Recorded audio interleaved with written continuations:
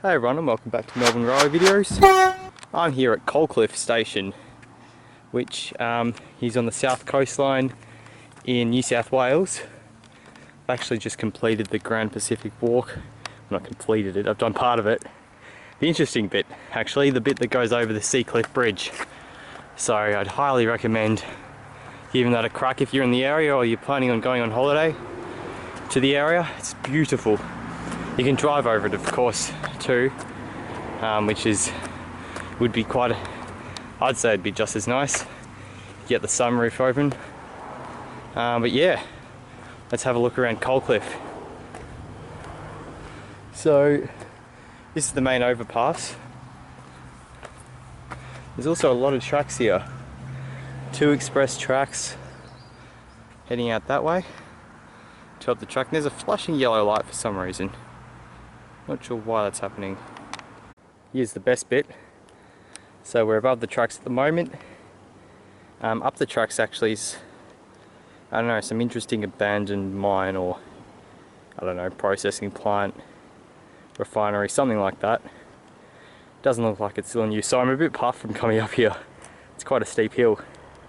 Anyway, so yeah, that's interesting as you go past on the train. There's remnants on both sides of the track actually. Note that light is still flashing. There's also actually a section of single track. Surprisingly, these 4 tracks here converge to 1. I think it's for a tunnel that's only single track that I haven't bothered to duplicate. Anyway, so if you look this way, this is more interesting. You've just got the ocean. These ships out at sea. I don't know if you can see them. And yeah, it's a lovely little coastal village here. Nice and quiet, apart from the road traffic coming through, of course. And then looking this way, of course, just more ocean view. I'm not sure how often these tracks on the side are used. I wonder if they're used for freight trains passing, or used by freight trains passing by, because it could be quite useful. There are lots of freight services coming through here to Port Kembla and other places on the country line, cross-country line through Robertson. And these are the steps down to the platform. Unfortunately, there's no disabled access here, which is inconvenient, I'm sure, for many. Not even those gutter things they have in Melbourne at Hayington, which can help people with wheels get up, or at least cyclists. Don't know if it'd be much help to a wheelchair user. This is what it looks like as you come into the station. It's actually pretty dark here. I know it is getting a bit late today. Got timetables, maps. This is us here at Scarborough. Not Scarborough, sorry. At Coalcliff. And yeah, that's towards Sydney. This is towards Port Kembla and Bomaderry. Of course, you have to change a Kiama for a little diesel shuttle to Bomaderry. This is platform 1. Of course, it's an island platform. You can see the 10-car markers at the end of the platform. That's for the new intercity set that's coming on soon, hopefully. They finally get their safety regulation things ticked off. They've been having a lot of trouble with them, the unions. You can see that the station's nicely wedged in by this bushland to the left and ocean to the right. It's very nice in that regard. And here's the more interesting side. This is platform 2. The junction for all these sidings is just up the track there.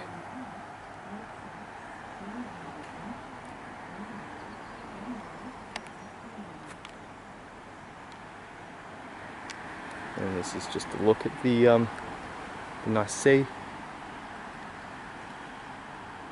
So the bridge out of interest, Coalcliff Bridge, is just around that corner there. It's a pretty reasonable walk. Like, I think it's just a K1.5 from here to the walk.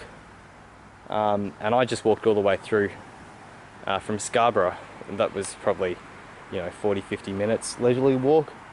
So if you're into that, yeah, it's a great thing to do. You can easily just get off here. And we've got a Kiama service coming. You can see it's snaking its way around.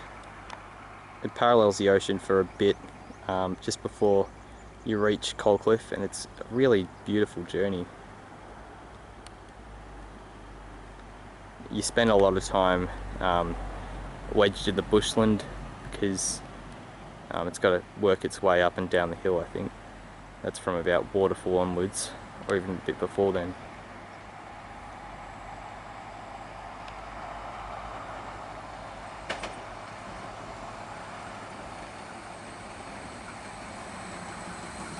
H18.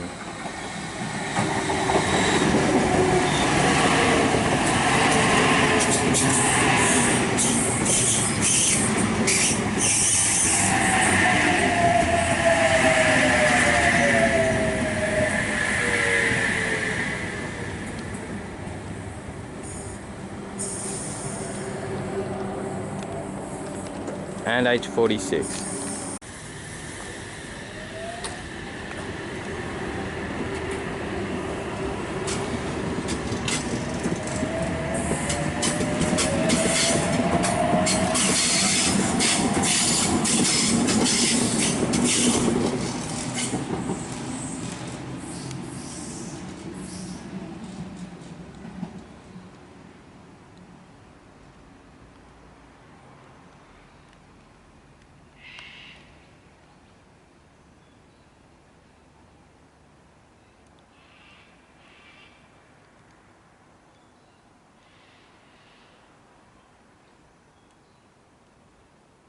Proceeding quite slowly with the flashing yellow, so it must have something to do with the speed restriction.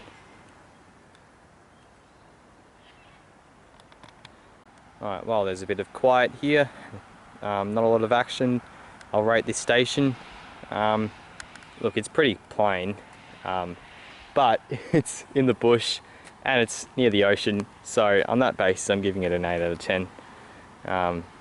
You know, it's just sort of won by natural beauty. It's a nice spot to come, nice coastal feeling. So yeah, really like this station.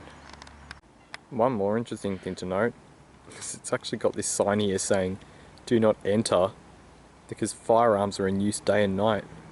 So yeah, I definitely heed that sign. I'm not sure if that's to do with the abandoned whatever it is up the tracks, whether they do that around that to, I don't know, ensure safety of the workers if there are people still working there. But yeah, you don't see that in too many places. Alright, we've got the final train, the video coming. It's an Oscar, of course. By the looks of the signalling, all 4 tracks, or at least these 3 to your right, are signalled for bi-directional operation. So I'd imagine that gives a lot of flexibility in the event that something blocks the tunnel up ahead, or trains need to terminate here, or something of the like. This has come all the way from Kiama. It's been delayed by about 6-7 minutes because of some sort of operational matter. H40's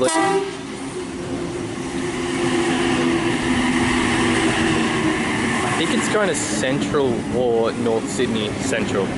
Yeah, they're not running the trains all the way to Bondi Junction for track work reasons or something like that. Anyway, thanks for watching this video.